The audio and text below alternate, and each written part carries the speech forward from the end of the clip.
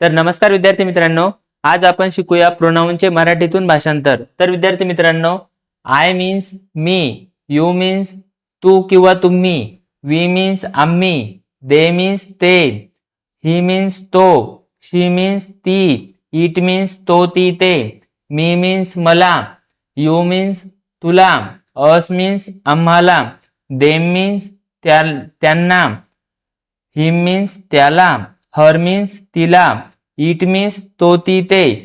माय means माझा, your means तुझा, our means आमचा किंवा आपला, देअर मीन्स त्यांचा, हिज मीन्स त्याचा, हर मीन्स तिचा, इट्स मीन्स त्याचा त्याची त्याचे,